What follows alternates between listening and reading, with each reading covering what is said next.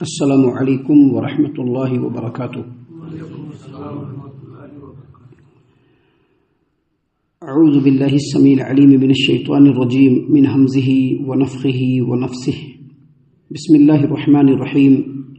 فسبحان اللہ حین تمسون وحین تصبحون وله الحمد في السماوات والارض وعشیا وحین تظہرون۔ یخرج الحی من المیت ویخرج المیت من الحی ویحیی الارض بعد موتها وکذالک تخرجون۔ پس اللہ کی تسبیح پڑھا کرو جب کہ تم شام کرو اور جب تم صبح کرو۔ تمام تعریفوں کے لائق آسمان و زمین میں صرف وہی ہے۔ تیسرے پہر کو اور ظہر کے وقت بھی اس کی پاکیزگی بیان کرو۔ وہی وہ ذات گرامی ہے جو زندہ کو مردہ سے اور مردہ کو زندہ سے نکالتا ہے۔ وہی زمین کو اس کی موت کے بعد زندہ کرتا ہے۔ اسی طرح تم بھی قیامت کے دن نکالے جاؤ گے۔ محترم سامعین کرام، سورۃ الروم سورہ نمبر 30 اور اسی سورت سے بھی آپ کے سامنے آیت نمبر 17، 18 اور 19، یہ 3 آیات ابھی آپ کے سامنے تلاوت کی گئی۔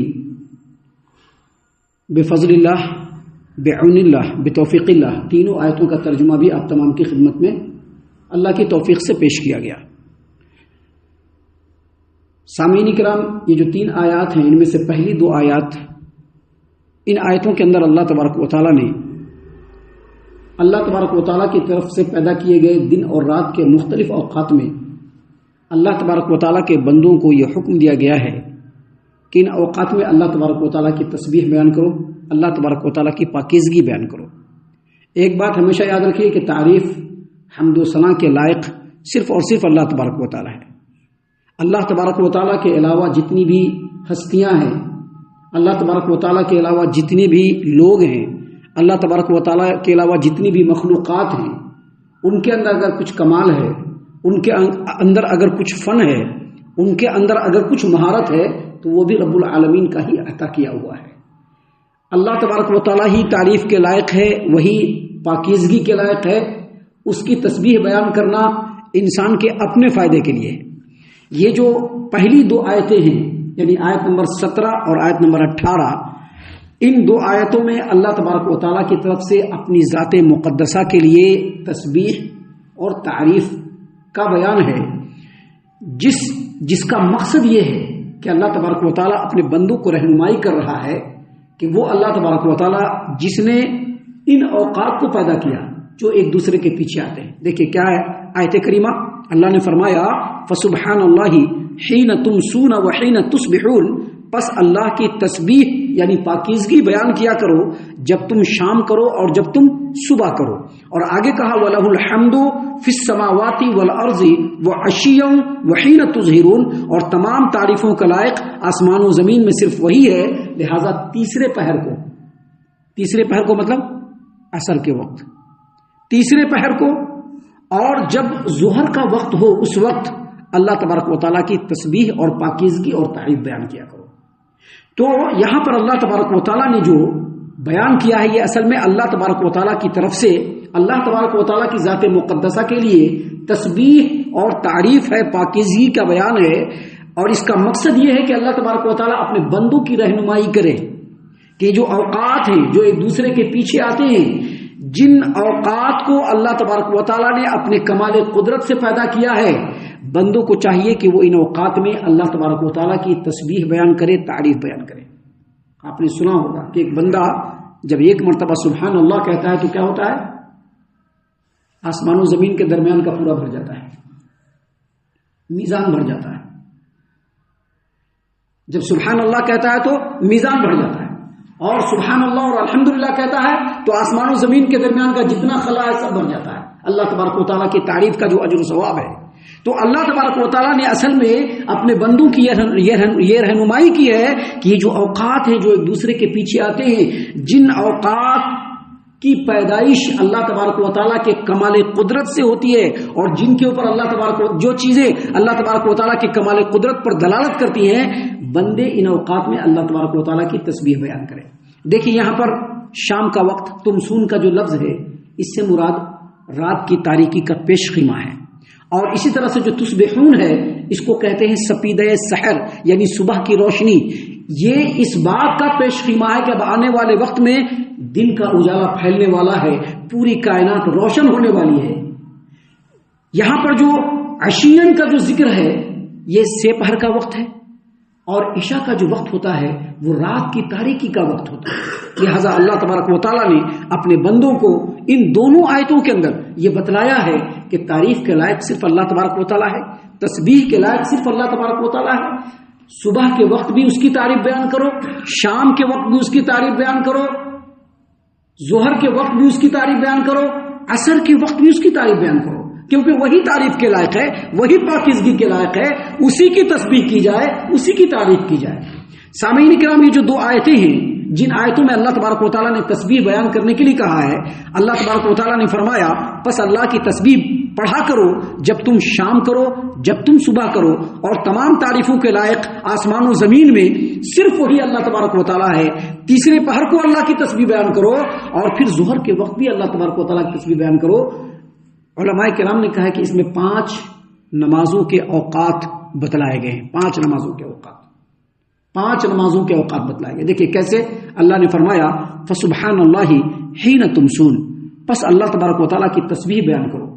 تسبیح کا مطلب نماز، کیونکہ جب آدمی نماز پڑھتا ہے تو صرف اللہ کی تعریف ہی کرتا ہے کہ نہیں کرتا ہے. اللہ اکبر کہتے ہی اللہ تبارک و تعالیٰ کی بڑائی بیان کرتا ہے. اس کے بعد سما پڑھتا ہے، اس میں اللہ تبارک و تعالیٰ کی بڑائی اور بزرگی ہے. سورہ فاتحہ پڑھتا ہے، وہ اللہ تبارک و تعالیٰ کی تعریف اور بڑائی اور بزرگی ہے. قرآن کریم کی آیات کو جب وہ پڑھتا ہے وہ بھی اللہ تبارک و تعالیٰ کی تعریف اور بڑائی اور بزرگی اور اللہ کی تسبیح ہے، اللہ کی پاکیزگی ہے. اور جب رکوع کے اندر جاتا ہے، سجدے کے اندر جاتا ہے، دوسرے حرکات اور حیات میں رہتا ہے تو صرف اللہ کی تسبیح ہی بیان کرتا رہتا ہے.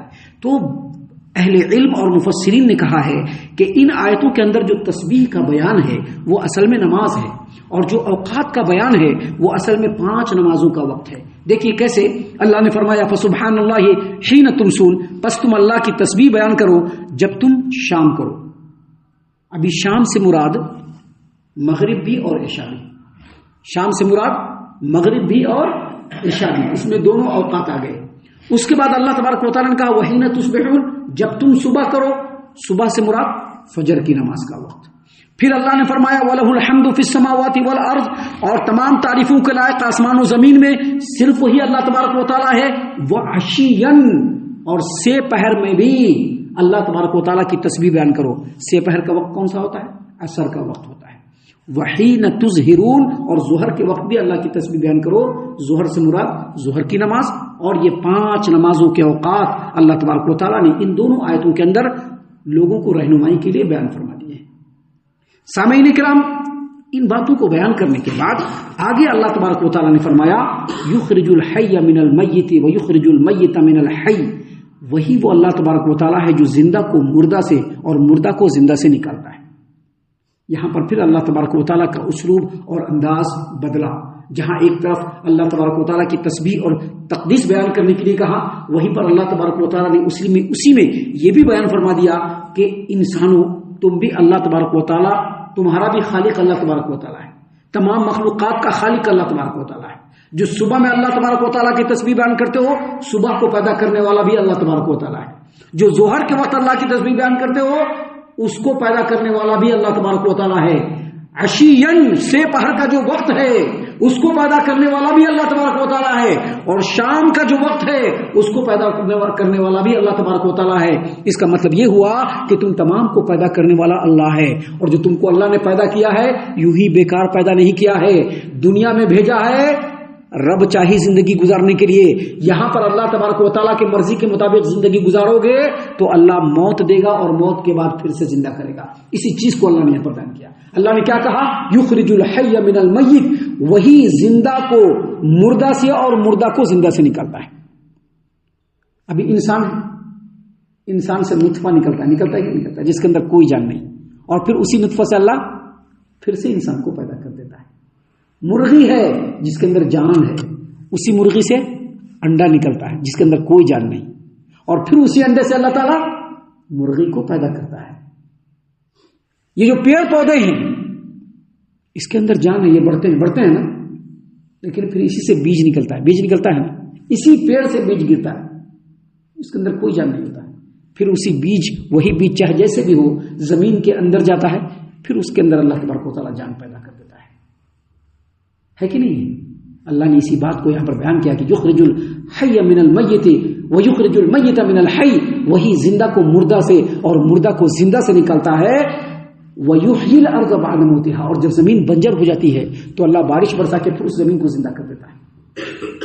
کہتے ہیں نا بنجر زمین ہے, اس میں سے کچھ نہیں پیدا ہوتا, کہتا کہ نہیں کہتا انسان. لیکن جب اللہ تبارک و تعالیٰ آسمان سے بارش برساتا ہے جس کے اندر زندگی کی رمق ہوتی ہے, وہی بارش پھر سے اس زمین کو ہرا بھرا کر دیتا ہے, بالکل زندہ کر دیتا ہے. تو اللہ نے کہا کہ وہی اللہ تبارک و تعالیٰ زمین کو مر جانے کے بعد زندہ کرتا ہے, ایسے ہی اللہ تم کو موت دے گا, زمین کے اندر جاؤ گے, وَكَذَلِكَ تُخْرَجُونَ, اور پھر اسی طرح سے تم نکالے جاؤ گے, رب کے بارگاہ میں لائے جاؤ گے.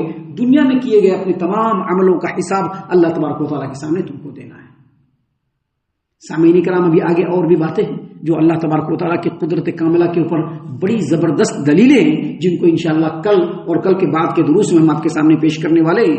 ہم اللہ سے دعا کرتے ہیں کہ اللہ تعالیٰ ہم تمام کو ان باتوں کے اوپر خوب غور و فکر اور تدبر کرنے کے ساتھ ساتھ ان باتوں پر عمل کرنے کی بھی توفیق عنایت فرمائے, آمین. اللہ تعالیٰ ہم تمام کو صحیح معنوں میں پکا سچا مومن مسلمان بنائے, اللہ اور اس کے رسول صلی اللہ علیہ وسلم کی اطاعت و فرما برداری کرنے والا بنائے, صحابہ کرام رضی اللہ عنہم کے طریقے پر چلنے والا بنائے, جنت الفردوس میں جگہ عطا فرمائے. اے اللہ ہم تمام کو جہنم سے پناہ دے, اے رب العالمین ہم تمام کو جہنم سے پناہ دے, اے مالک الملک ہم تمام کو جہنم سے پناہ دے, آمین یا رب العالمین. وما علینا الا البلاغ المبین. تبارك الذي نزل الفرقان على عبده ليكون للعالمين نذيرا.